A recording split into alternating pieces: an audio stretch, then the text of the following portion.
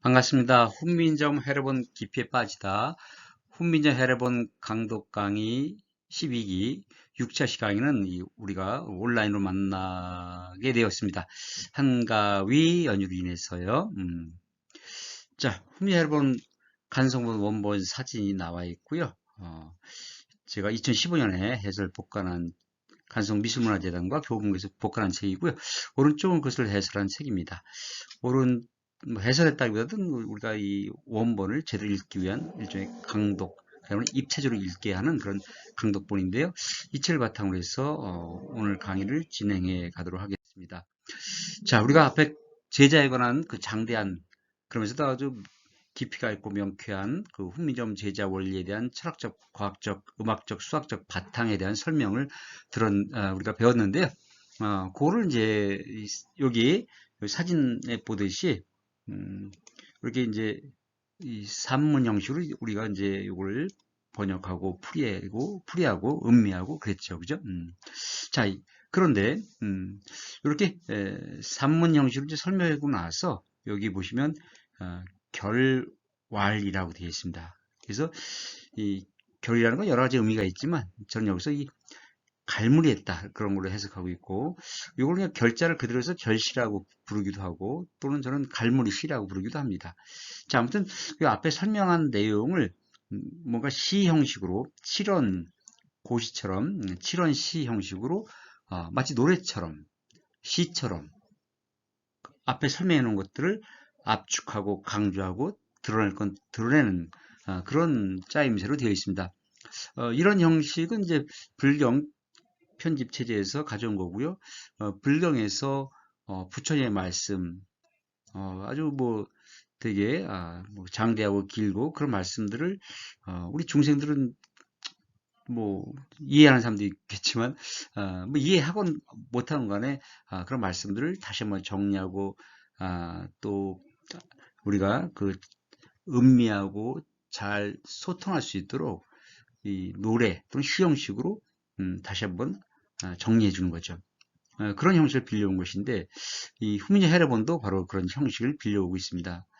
그래서 앞에 길게 설명한 것들을 이렇게 압축해서 설명하면서 노래로 정리해서 좀 더 그 의미를, 그 가치를, 그저 그 뜻을 좀 더 잘 이해하고 잘 음미하고 그리고 실천하라 그런 의미를 담고 있는 것이죠. 그래서 저는 요 실언 이 결시를 이 노래 가사로 만들어서 이 랩으로 불러보면 어떨까 그런 생각도 해봅니다. 자, 그러면 한번 읽고 해석하고 그 뜻을 한번 풀어보겠습니다. 자, 그리고 하나 또 우리가 미리 알아두어야 할 것은 요 결시는 칠언 두 행이 하나의 의미 단위를 이룹니다. 그러니까 우리가 번역을 할 때 두 행을 묶어서 번역을 해야만이 올바른 번역이 되는 것이죠. 그래서 마치 두 행이 일곱자 일곱자를 합쳐서 하나의 문장 단위가 되는 것과 같습니다. 그래서 편의상 이렇게 그 음토본도 이렇게 두 행을 합쳐놨습니다. 한번 읽어볼까요? 천지지와 본 일기이니 음양오행 상시 종이라. 천지지화 하늘과 땅의 조화는 본래 일기 하나의 기운이니 음양오행 음양과 오행이 서로시 처음이 되고 종 끝이 된다 그런 얘기죠. 자, 우리 천지 만물을 이루고 있는 또 되게 역동적이죠, 그죠? 끊임없이 변화돼가는 하나의 그 어울림. 그것은 하나의 기운에 의해서 이루어지고 움직여 나간다는 것입니다. 그렇다면 그 하나의 기운은 무엇입니까? 바로 음양오행이라는 것이죠. 그 음양오행이 처음과 끝이란 얘기는 바로 모든 것이란 얘기고요. 이 모든 것이란 말보다 더 강력하게 그 의미를 강조해 주는 말이 처음과 끝이라는 거죠. 모두 다라는 의미도 있지만 바로 근본 바탕이 그렇다는 의미도 있는 것입니다. 그래서 진짜 이 천하 만물, 천지, 이 세상, 우주 만물을 움직이는 하나의 원리, 음양오행. 바로 그 사람의 말소리, 당연히 그걸 적는 문자도 그래야만 된다는 것이고, 그래서 이제 세종대왕께서 그런 진짜 음양오행의 천지만물의 이치 원리를 하나의 기운을 그대로 완벽하게 반영한 그런 문자를 만들었다는 것입니다. 기존의 문자는 대단히 훌륭한 문자이긴 한데, 그 고대 성인들이 만든 그런 음양오행의 이치, 천지만물의 그런 바탕 이치를 제대로 반영 안 했다는 겁니다. 제대로 반영한 문자를 해서 만들었고, 그 기본자가 28자라는 것이죠. 자, 또 한번 읽어보겠습니다. 물어 양간 유형성이니 원본 무의 이 수통이라. 이 두목식 같은 걸 적용하지 않고 음을 달아놨기 때문에 감안해서 읽으시면 되겠습니다. 그래서 만물이 하늘과 땅 사이에서 유형성, 이 꼴과 소리가 있다. 근데 근본은 둘이 아니니 이치와 수로 통한다. 그 꼴과 소리, 그 꼴이든 소리든 앞에서 얘기했던 음양 오행의 이치에서 움직이는 거니까 결국 하나의 이치고, 그 하나의 이치를 대단히 그 당시에 그 천문 과학의 그런 차원에서 본다면 그 이치는 그 아주 규칙적인 수로 나타날 수 있다. 이 수로 나타날 수 있다는 얘기는 그만큼 아주 그 근본 원리가 아주 그 짜임새가 있고, 그죠? 예외가 없다는 겁니다. 그런 이 수로 통한다는 건 실제로 수리적 의미도 부여했지만, 그 이면에는 이게 그 예외가 없다는 거예요. 거의 완벽하게 그런 음양오의 이치에 따라서 그 꼴과 소리, 뭐 문자든 말소리든, 그 다 그런 하나의 기운에 의해서 어, 움직인다는 것이죠. 자, 그렇다면 이제 실제 제자 원리에 들어가서 어떤 원리가 반영되어 있나를 보도록 하겠습니다. 그리고 참고로 이 강의를 계속 연속으로 들으신 분들은 이제 그 맥락이 잡히기 때문에 괜찮은데, 이걸 처음 보신 분들은 오해가 될 수 있어요. 이건 그야말로 앞에 자세하게 설명한 내용을 압축했기 때문에 그죠? 이 두 개를 합쳐서 하나로 만들 수도 있고, 압축이라는 게요. 또 불편하다기보다는 이제 요약 과정에서 뺄 수 있는 게 있는 거죠. 빼기도 하고 그렇기 때문에 좀 요 자세한 맥락들은 앞에 본문을 꼭 읽어봐야 되는 거고요. 오늘은 이 마무리 시를 통해서, 갈무리 시를 통해서 앞에서 배웠던 그 제자해의 전반적 흐름을 다시 한번 음미하고 확인하고, 이게 복습한다고 생각하셔야 됩니다. 자, 정제자 상기상하되 인성지려맥 가획이라. 정제자, 정 글자를 만들 때 본 떴다는 겁니다. 기상, 그 꼴을. 근데 어떻게 본 떴느냐? 뭐 이런 원리가 또 나오는 거죠. 인성지려, 성지려, 소리 세기에 인 따라서 매 가획, 획을 더하였다는 것이죠. 이 꼴을 본뜬 거는 한자나 훈민정음은 같습니다. 다만 그 꼴을 본뜬 원리가 다른 것이죠. 음출, 설, 순, 치, 후, 한이, 시위, 초성자 17이라. 그래서 소리는 어금니, 혀, 입술, 이 목구멍에서 나니. 여기에서 초성자 17이 나왔네. 자, 초성자, 자음자를 먼저 설명하고 있습니다. 자, 이 자음자, 주지영 선생님은 다소의 글자라고 했죠.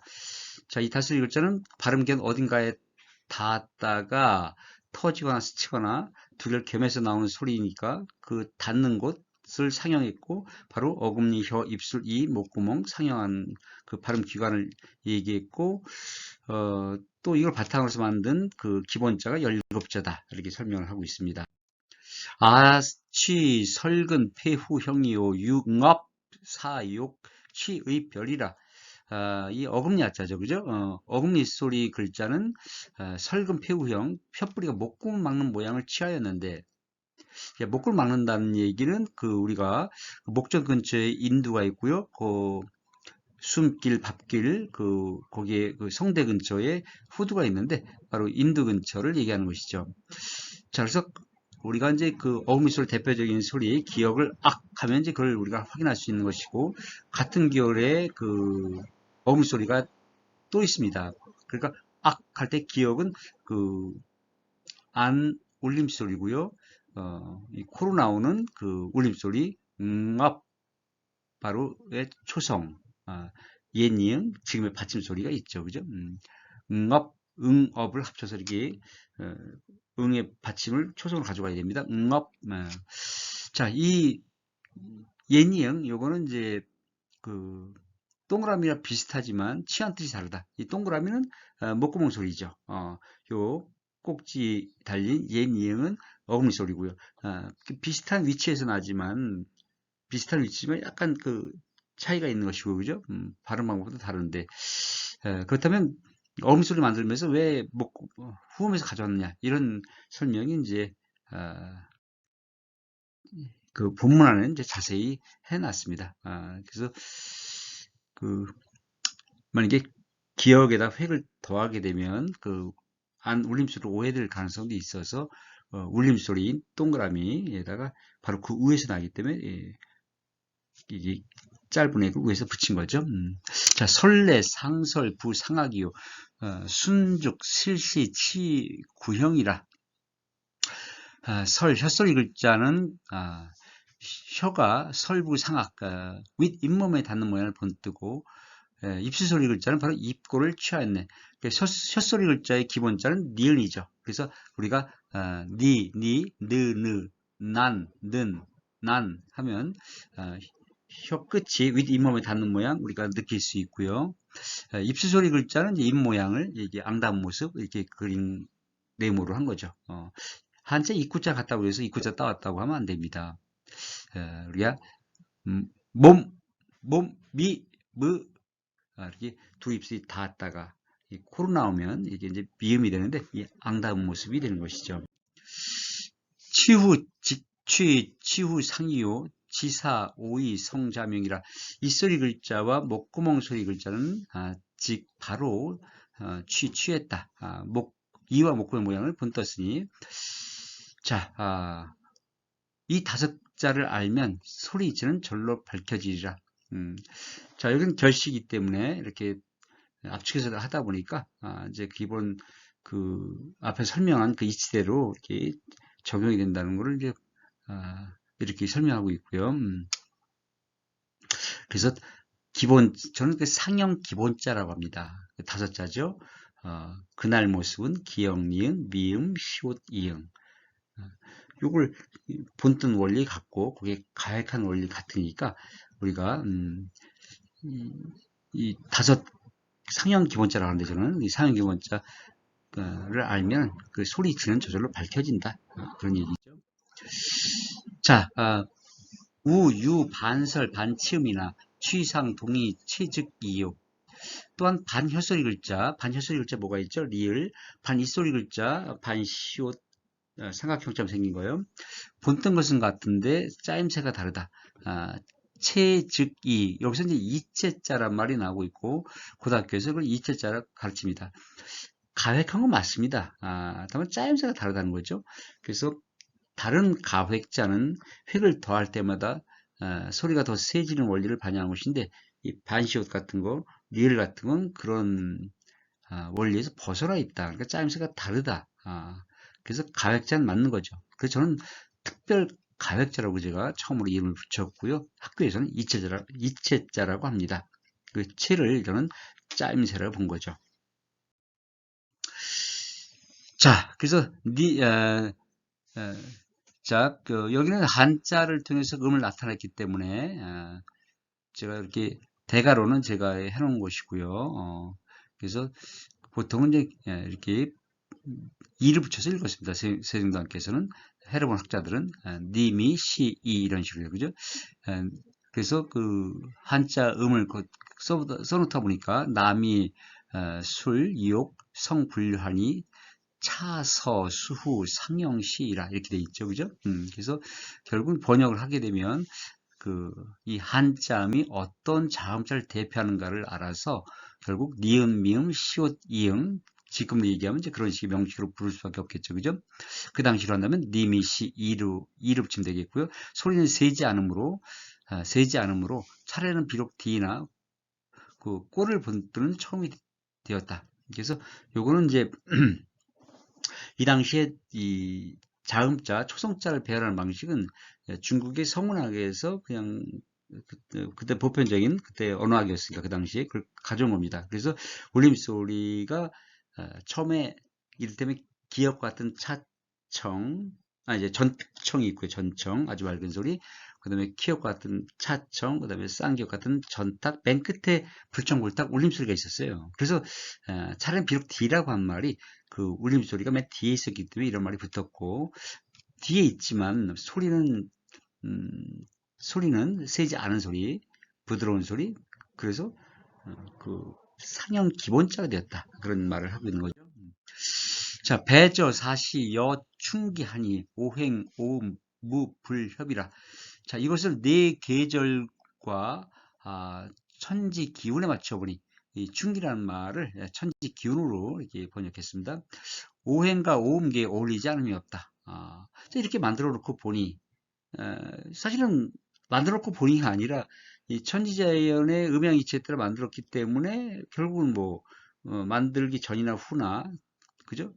아무튼 이렇게 짜임새있게 만들어 놓고 보니 오행과 오행이 뭐죠? 음, 물, 불, 화요일부터 하면 불, 물, 나무, 쇠, 흙, 그죠? 그다음에 오음계, 궁상각지우, 어울리지 않음이 없다. 아주 딱딱 들어맞는다. 그런 얘기죠. 유후, 위수, 동여, 우이오. 안에 춘목, 기, 음각이라. 목공 소리는 물이 되니 결과 우음계요. 어금니 소리는 봄이며 나무이니 그 소리는 가금계이다. 그래서 자, 다 기억나시죠? 이제는 그죠? 목구멍에 실제로 물기운이 많고 물기운이 많은 것은 물을 많이 먹으면 겨울이고 궁상각지에서 가장 큰 소리가 는 우음계고 어금니 소리 그 위에는 물을 먹고 자란 나무요. 그 소리는 가금이고 이런 거죠. 그래서 기억나시나요? 제가 그래서 이런 것들을 이 뒤에 가면 이제 그 5장 6부까지 나와요. 그죠? 그래서 목구멍 소리는 뭐라고 그랬죠? 5장으로 가면은 콩팥이고요. 6부로 가면 방광이고 그다음에 5상 반드시 지켜야 될 가치를 5상이라고 하는데 다섯 가지 가치 인의 예지신에서 바로 슬기죠. 어금니 소리는 5장으로 가면은 간이고 6부 쓸개 그 다음에 5상으로 가면 뭐죠? 나무는 뭐라 그랬죠? 이 쓸과 간과 쓸개 다 낼 정도로 어진 사람들을 연상한다 그랬죠? 그래서 이런 걸 이제 우리가 널리 알리고죠. 제가 이 손뼉놀이를 만들었다고 했는데 이 기억을 좀 강하게 내주면서 그러면 이 간과 쓸개 그다음에 어진 어떤 인성, 하늘의 가치 이런 것들을 느끼면서 한번 해보겠습니다. 준비하시고 시작. 가갸, 거겨, 고교, 구교, 극이, 하하하하 이렇게요. 자, 그 다음에 치음, 하화, 시, 설성이요.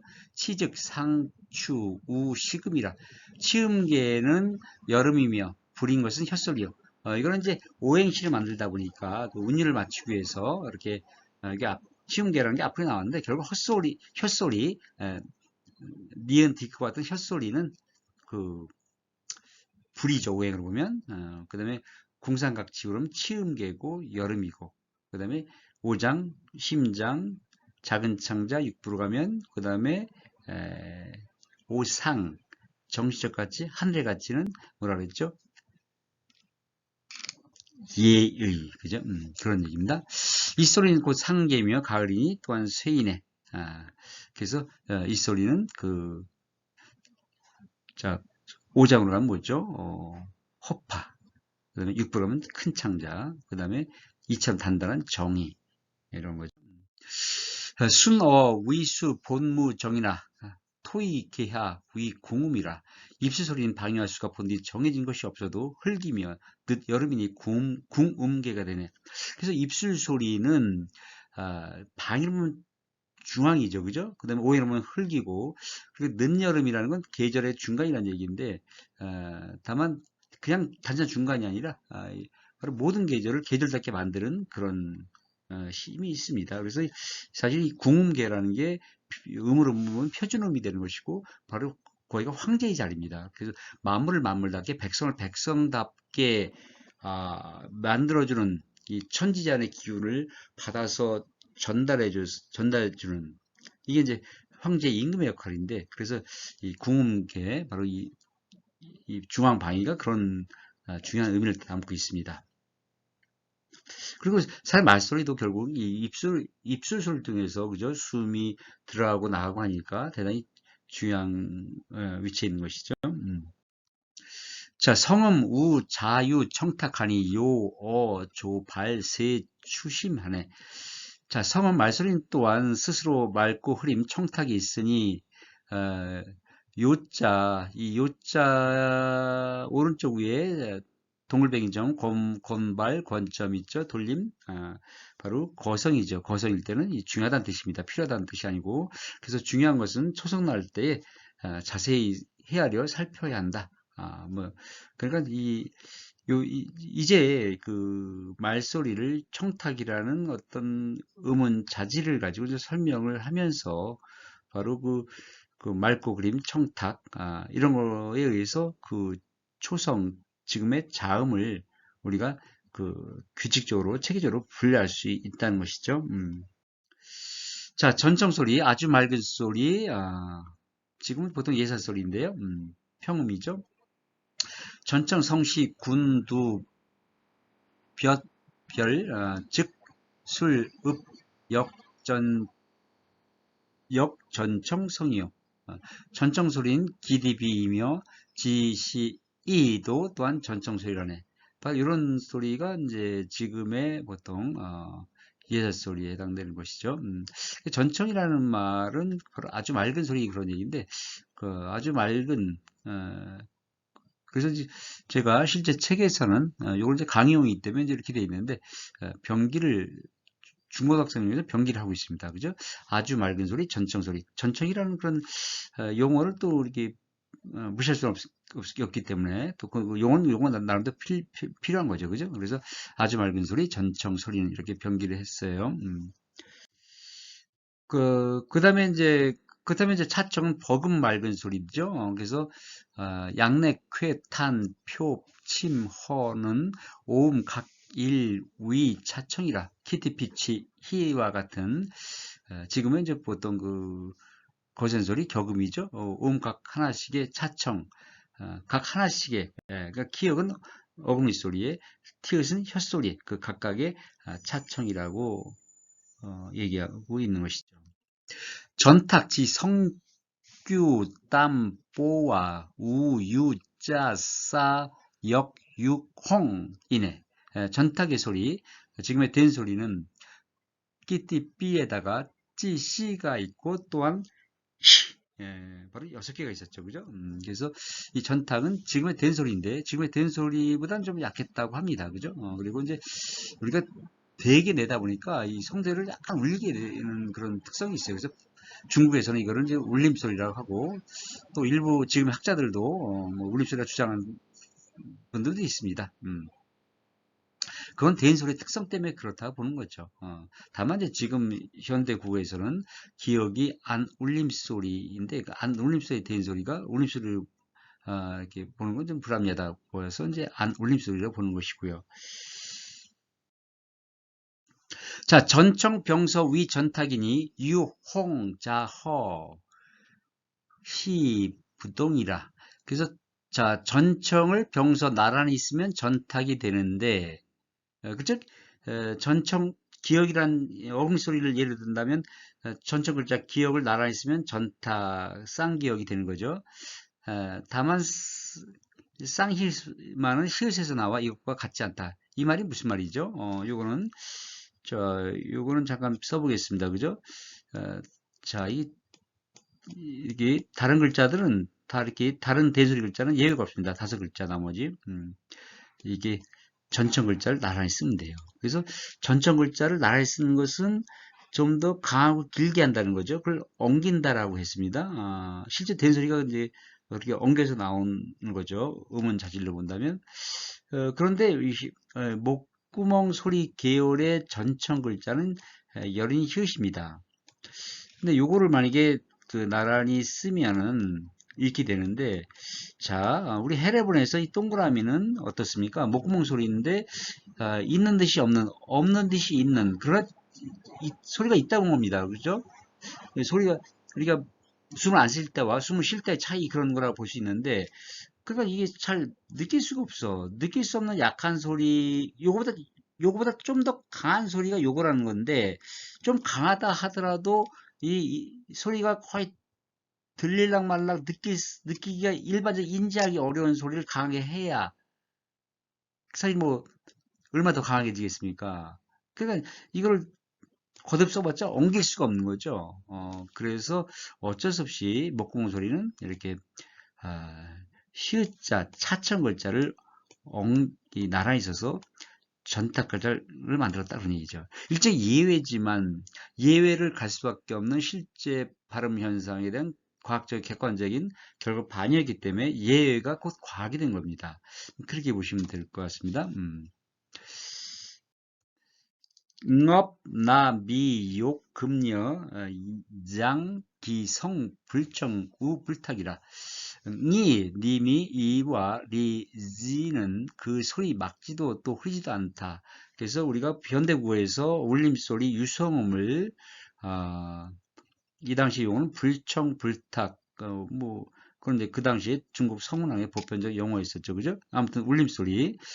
자, 바로 요, 어, 6가지 그 울림소리 기본자 28자 또 자음자 기본자 17자 중에서 이 6자가 있습니다. 기본자에 들지는 않지만 순경 피읍도 울림소리로 보고 있는 것이고요. 예. 욕지 연서 위 순경환이 여기 나오네요. 후성 다이 순사합이라. 자, 동그라미를 이었으면 입술 가벼운 소리가 순경 그죠? 이렇게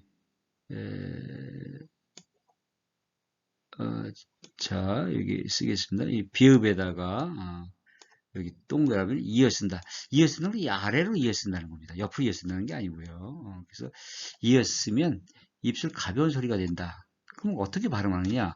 목구멍 소리가 많아진다. 이 동그라미는 목구멍 소리이지 않습니까? 그래서 목구멍 소리가 많아지면서 입술을 살짝 다물어주네. 이 사자가 살짝 그런 의미가 있습니다. 그래서 브, 이게 살짝 다물게 되면 이 목구멍 소리가 섞일 수밖에 없는 거죠. 그런 이치를 그대로 반영하고 있고요.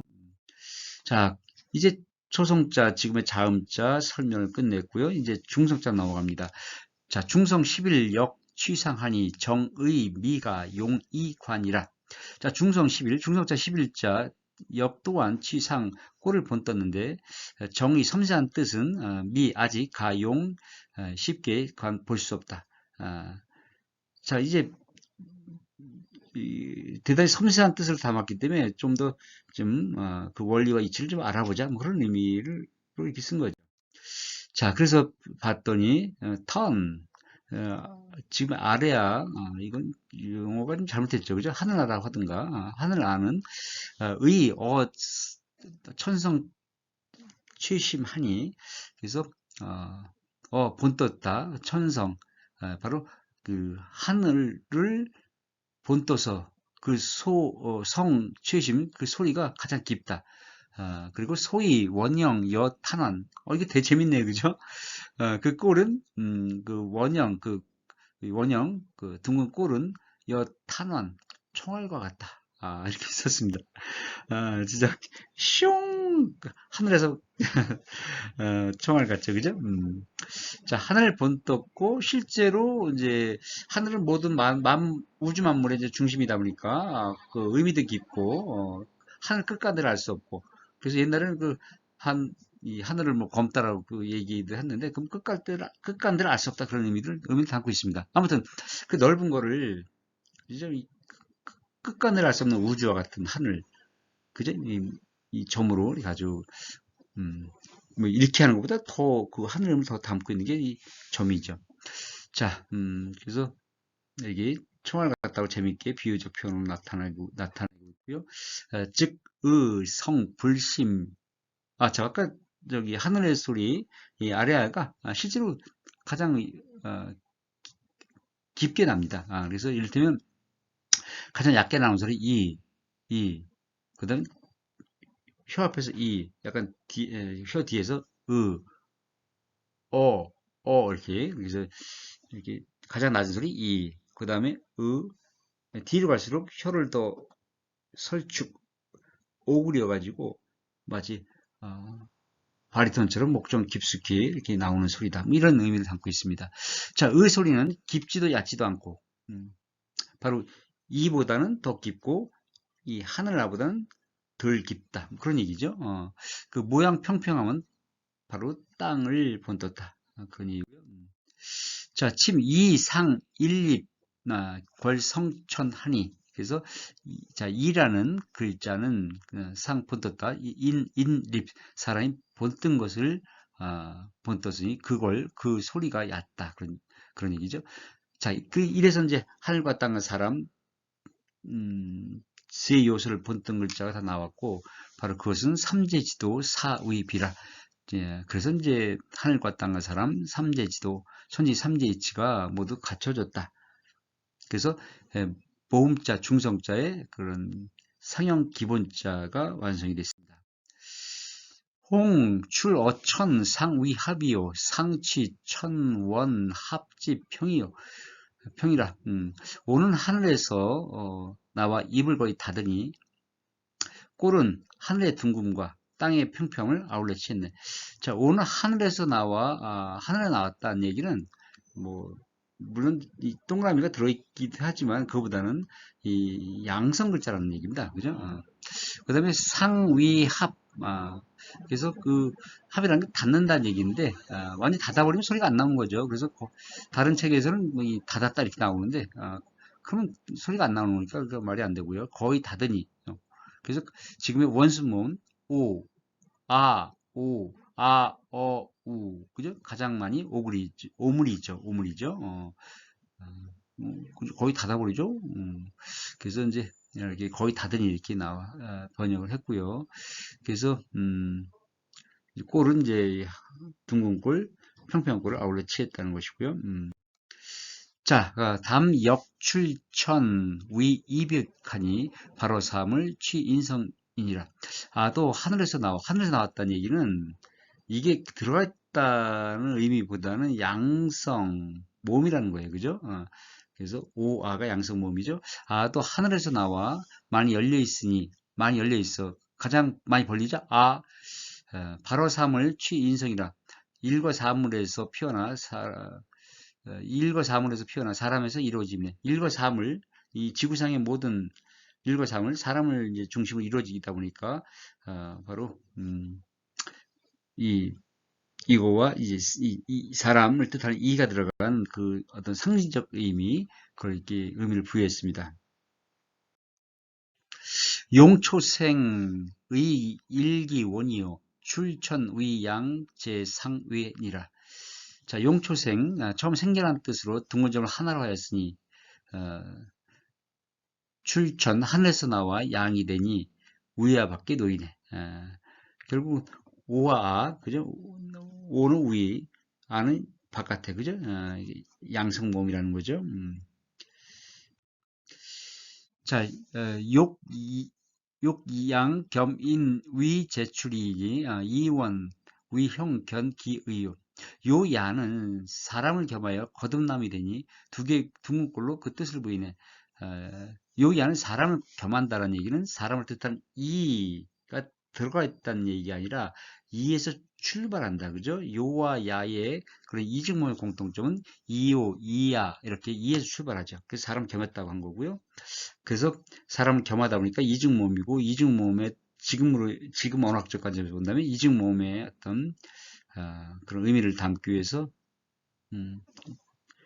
점이 두 개가 있다 그런 얘기죠, 그죠? 군업 술별은 출어지하니 거래 자지 하수평하리야. 우와 어와 유와 여는 땅에서 나니 땅에서 난다. 우어 유여 모두 그죠? 둥근점이 밑에 있거나 이 안쪽에 있죠. 그래서 땅에서 나니 그 음성 몸이라는 얘기입니다. 자, 그래서 앞에 여러 가지 설명한 것과 비교해 보면 그 음양의 이치를 저절로 알 것을 그냥 뭐 소문답하듯이 또 그 흐름만 봐도 원리를 아는 거니까 꼭 자세히 구체하는 건 아니죠. 그죠? 자세하게 설명할 필요는 없다. 그만큼 아주 체계적이고 과학적인 그런 음양이치에서 만들어졌다. 그런 자부심을 이렇게 서리법 비슷하게 나타나고 있습니다. 자, 다음 지, 자, 관, 팔성은 유천지, 용, 편, 유행이요. 이 하늘나 글자가 8중성자에 모두 오와 우오, 요야, 요야 다 두루 있죠. 그죠? 오직 하늘의 작용이 두루 흘러다니네. 이게, 자, 이 하늘은 만물의 중심이죠. 그죠? 그래서, 그 어떤 천하의 사물도 하늘의 기운이 들어가 있지 않은 건 아니죠. 아무튼, 오와 우오, 요야, 요야 8글자가 다 이게, 아, 둥근점이 들어가 있어요. 그거에 대한 어떤 뭐 상징적 의미, 비유적 의미를 이렇게 얘기하고 있습니다. 사성겸인, 역, 유는 인, 참천, 지, 위, 체령이라. 자, 사성, 여기서 사성은 요야, 유여를 얘기합니다. 자, 요야, 유여 모두 사람을 겸했다. 이에서 출발하고 있죠. 그죠? 이오, 이오, 요, 이야, 이야, 야, 이우, 이우유유 이어이어 이렇게 사람이 하늘과 땅에 참여하는데 가장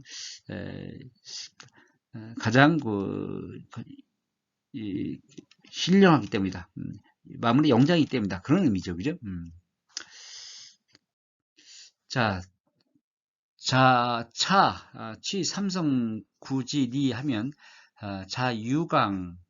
유강유 여음양이라. 자, 또 삼성 초중종 세소리에 궁구한다. 깊은 이치를 따져서 살피면 어떻습니까? 그 자체가 강유 여음양이라. 단단함과 부드러움, 음양이 저절로 있음을 그 자체가 그런 어떤 성질을 갖고 있음을 우리가 알 수 있다 그런 얘기죠. 그래서 단단함과 부드러움은 어떤 초성, 종성 이런 자음자의 특성이고 음양은 이제 모음자, 음성모음, 양성모음 이런 걸 뜻한다고 볼 수 있습니다. 사실 뭐 초성이든 중성이든 종성이든 다 음양오의 이치가 담겨 있지만 그러니까 항상 이 음양오행이라는 건 이렇게 맥락적으로 파악해야 됩니다. 예를 들면 하늘 같은 경우도 이 땅과 대비되는 음성과 대비되는 양성의 이런 대립적인 그런 의미도 있는가 하면 그 음을 다 아우르는 그 만물의 중심의 의미도 있고 이게 맥락에 따라 달라질 수 있는 겁니다.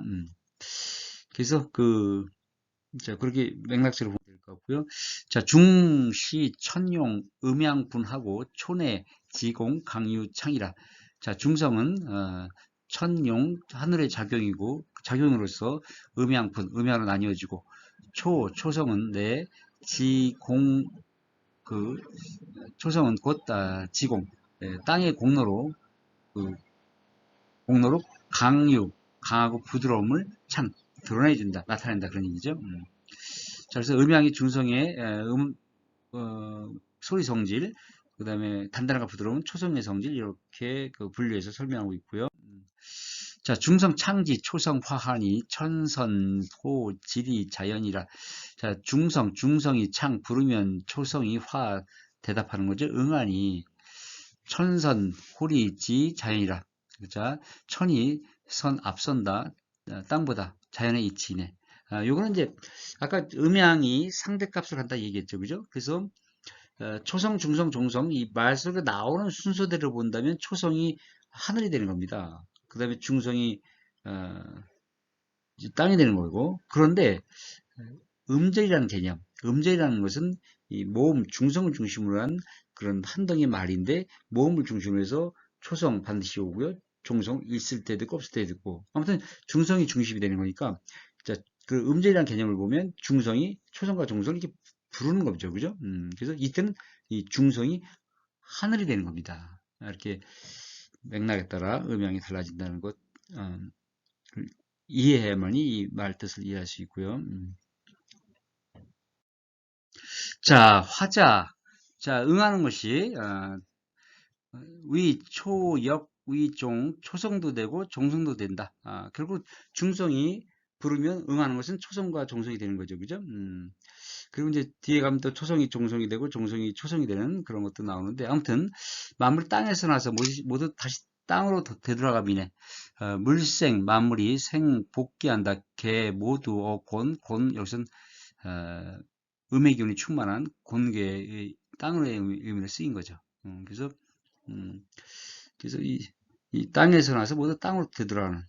그래서 사실 뭐, 우리 집은 먹거리도 그렇고 모든 게 또 그렇지 않습니까? 그죠? 우리가 땅에서 난 먹거리 먹고, 그죠? 또, 용면을 보면 그것이 다 거름이 되고, 다시 또 그것이 또 먹거리가 되고, 이게 막, 그렇지 않나요? 그렇죠. 그래서 현대 문명의 비극은 이 똥이 땅으로 가야 되는데, 물로 가기 때문에 현대 문명의 그런 환경 파괴의 어떤 중심축을 이루게 된 거죠. 그죠? 편리하긴 한데, 저 안타깝죠. 그래서 똥, 땅, 똥, 땅. 똥이 땅으로 가고 땅이 똥으로 가고 똥, 땅, 똥, 땅 이렇게 돼야 되는데 그래서 옛날 우리 조상들께서는 대단히 똥을 중요하게 여겼습니다. 그래서 이렇게 놀러 갔다가 어쩔 수 없이 그쪽 친구네 집에서 이제 용변을 보게 되면 되게 막 그냥 아까운 겁니다. 막 그래가지고 야, 너 내가 오늘 네 집에서 똥 넣었으니까 다음에 네가 우리 집에 와서 똥 넣어라.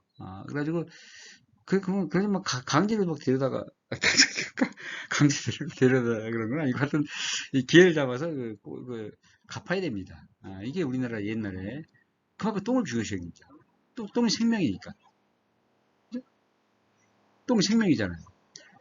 그래서, 참, 수세식이 편리하긴한데, 그런, 진짜, 우리 자연의 이치를 거스르는 것이라서, 어떻게 하면 똥이 땅으로 가게 할 건가, 이게 참, 아, 어떻게 해야 되는 거죠? 근데 그런 걸 실천하는 데도 있어. 그 변산반도의 그 대안학교 윤구병 선생님 뭐 이런 분들이 하시는데 직접 제가 하루 잤거든요. 가서 거긴 진짜 막 옛날 방식으로 해가지고 그 똥을 땅으로 가게 걸음을 쓰게 해요. 근데 냄새도 안 나고 너무 좋더라고요. 겨울다 이렇게 하는데 도시에서 뭐 그렇게 할 수는 없을 것 같긴 한데 아무튼 자 고민을 해보도록 하죠. 자, 변위, 양양, 변음하니, 일동, 일정, 호, 위, 근이라. 그래서 음이 변해서 양이 되고, 양이 변해서 음이 되니, 일동, 일정, 한 번 움직이고, 한 번, 머짐이, 서로의 뿌리가 되니. 그래서 이렇게, 이게 막 돌고 도는, 그죠?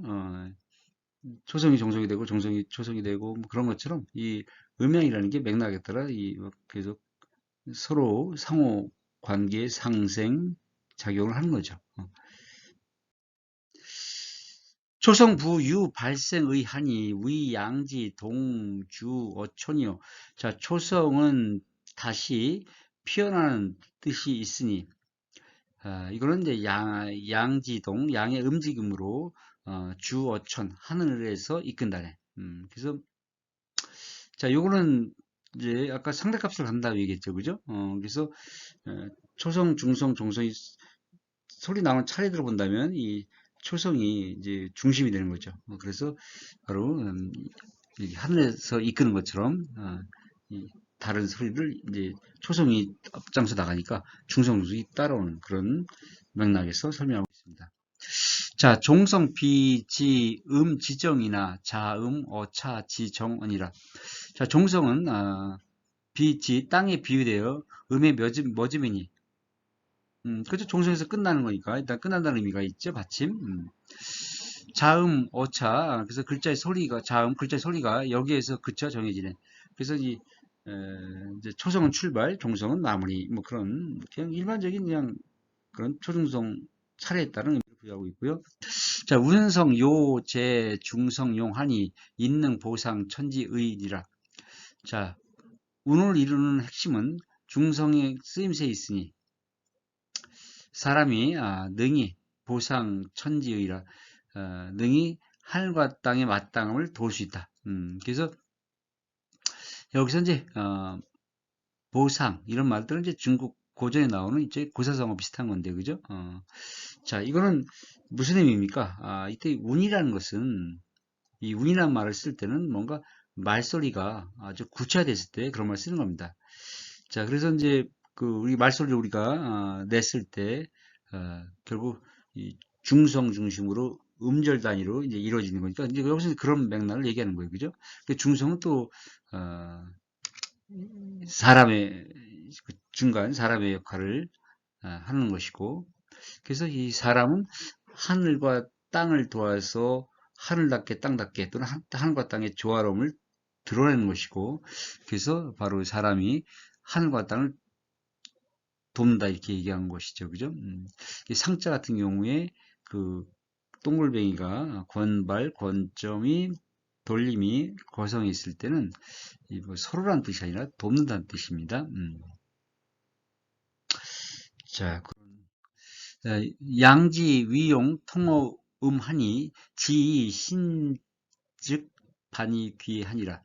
자, 양지, 위용, 양의 쓰임은 통어, 음의 통하니, 또 지 이르러서 표면 다시 돌아오네. 결국 양과 음이 그죠? 서로 돌고 도는 상생작용하는 그런 맥락적 의미를 부여하고 있고요. 자, 초종수운 불량의하니 종용 초성의 가진이라. 그래서 초성과 종성이 비록 양이 하늘과 땅으로 나눈다고 하나 초성이 하늘이면 종성이 땅이 되는 거죠, 그죠? 근데 종성 초성의 가진이라 종성의 초성을 쓰는 그 초성자를 그대로 종성에 썼죠, 그죠? 비록 그렇게 나뉘긴 하지만 초성자를 그대로 쓰는 그 뜻이 뭐냐? 바로 이 돌고 도는, 그죠? 초성이 종성이 되고 종성이 초성이 되는 그런 우리말의 특성을 바로 여기서 이렇게 아주 철학적으로 설명을 하고 있습니다.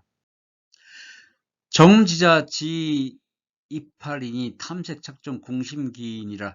정음지자, 정음의 글자는 지 다만 입 20입자죠. 28뿐이로돼. 기본자죠. 기본자 28뿐이로돼. 그 28자를 가지고 도대체 이 세 개의 만물의 이치를 다 이치를 파악할 수 있고, 그리고 이치를 담았으니까 그 이치를 탐색하는 도구도 될 수 있다는 겁니다. 그래서 탐색, 탐과다, 기풀색자, 그죠? 착종. 이 착종에는 석길책자, 모일종자, 막 복잡한 거죠. 그래서 정조 임금이 심한지 대감한테 이렇게 한문 편지 보내다가 거기다가 착종이라고 써야 되는데 그걸 뭐 뒤집박죽이라 써버려, 이 한글로요, 그죠? 착종이라고 쓸 경우에 뒤집박죽의 의미가 잘 드러나지 않으니까 에이 그러면서 이렇게 써버린 거죠. 아무튼 이 착종은 정조가 쓴 뒤집박죽입니다. 뒤집박죽, 막 복잡하고 그런 걸 얘기하는 겁니다. 복잡한 거. 그래서 궁구한다. 끝까지 파고든다는 거죠. 그 깊이 있게, 어떠한가를. 그래서 깊고 복잡한 걸 탐구해 근본 깊이가 어떤 걸, 이게 찾아낼 수 있다. 밝혀낼 수 있다. 그런 얘기죠. 이게 대단히 중요한 얘기입니다. 왜 중요합니까? 이 28점만 배우면, 진짜 이 세상 만물의 이치를 탐색하고, 탐구하고, 연구하는 게 학문 아닙니까? 학문의 도구가 될 수 있다는 거예요. 이건 진짜 눈물 겪고 정말 기적 같은 얘기입니다. 왜냐하면 그 당시에 이 한자 한문만이 천하 만물의 이치를 탐구하는 문자가 되어야만 하고 그래야만 되는 게 그 세상이 그 당시의 그런 보편적인 가치요 도덕이요 통념이었습니다. 그걸 깬 거예요. 그러니까 막 양반들이 이 말을 듣고 얼마나 기절초풍했겠습니까? 양반들은 자신들이 한문만으로 학문할 수 있다고 생각했는데 성략을 할 수 있다고 했는데 이 진짜 10년 이상 배워야 되는 이 문자, 이 한문을 가지고 성략을 할 수 있다고 생각했는데 그 28점만 배우면 28점만 배우면 할 수 있다고 하니 이게 얼마나 진짜 통탄을 노리십니까? 아니 이 신라 시대 향찰 이런 걸 써온 거 보면 이 양반 이런 지식층들이 이 한문을 해석하고 번역하고 그걸 또 이렇게 우리말로 이렇게 옮기려고 막 그냥 처절한 노력을 합니다. 그런데 그런 처절한 노력을 안 해도 되는 문자가 나왔는데 그 인정을 해요. 참 신기하다. 진짜 과학적이다. 최만리 선생조차도 그걸 인정하죠. 그죠? 7명의 상수를 올린 분들도.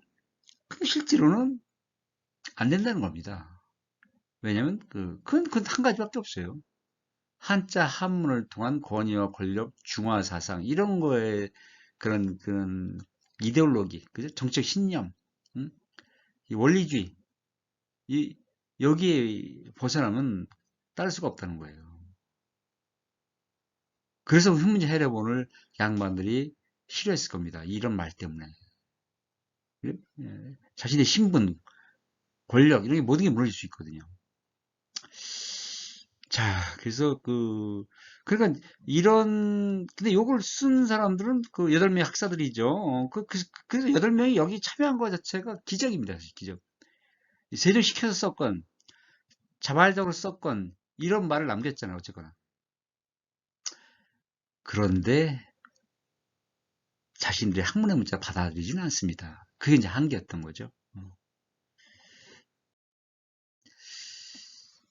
지원, 언근, 유민, 이, 한이, 천수, 하, 증, 지교, 위인이라. 지원, 가리키는 뜻은 몰대, 원근, 말은 가까워, 어, 민, 깨우칠 유자, 백성을 깨우치는 것은 쉬우니, 하늘의 수, 준 것이지, 어찌, 증, 지교, 그죠? 슬기와, 기교로 했겠느냐.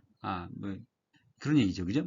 뜻은 멀되 말은 가까워 백성을 깨우치기 쉬우니 하늘이 주신 것이지 얼지 일찍이 슬기와 기교로 되었으리요. 그래서 아까 앞에서 이제 심오한 뜻을 28자로 우리가 탐구할 수 있고 밝혀낼 수 있다고 했죠. 그죠? 그래서 어, 뜻은 멀더라도 이 하늘의 이치를 백성들 가르쳐야 되는 것이 성략적 이념이고 그 당시 임금의 책무였었죠. 그래서 이제 백성을 가르쳐야 되는데 이제 가르칠 쉬운 문자가 나왔다. 뭐 교화는 이제 교화죠. 교화의 문자가 나온 거죠. 그죠? 근데 이렇게 쉬운 문자로 가르치기 쉬운 이 문자 이건 이걸 어떻게 사람이 손을 했겠네. 이런 기가 막힌 문자를 어떻게 이 하늘이 시켜서 하늘의 이치대로 했다는 얘기는 결국 하늘 시켜서 했다는 말과 같은 거죠. 그죠? 그런 하늘의 이치를 깨달은 세종, 그래서 성이라고 했던 것이고 배강을 초월했다고 이 해례본 끝에 정지서에서 정인지가 이렇게 얘기하고 있는 겁니다. 슬기와 기교로 되었겠느냐? 이게 이 사람의 지혜로 만들 문제가 아니다. 그만큼 기가 막히다는 겁니다. 그만큼 완벽하고 기가 막힌 과학적이고 신비롭고 과학적이면서도 신비롭고 과학적이면서도 신기한 그런 문자를 세종이 만들었다. 세종은 보통 사람이 아니다. 하늘의 성인이다. 이런 얘기를 하고 있는 겁니다. 이렇게 좀 시답게 제가 읽고 좀 더 좀 감동을 전했어야 되는데 번역 풀이하는데 급하다 보니까 그런 7원시의 맛을 좀 못 살린 것 같습니다. 우리 선생님들께서 한번 쭉 시의 분위기 살려서 아니면 노래의 분위기 살려서 한번 천천히 음미하면서 좀 한번 읽어주시기 바랍니다. 여러분의 감동을 함께 나누어 주셔서 고맙습니다. 제자의 감동, 지혜를 마무리한 시를 함께 나눴습니다. 고맙습니다.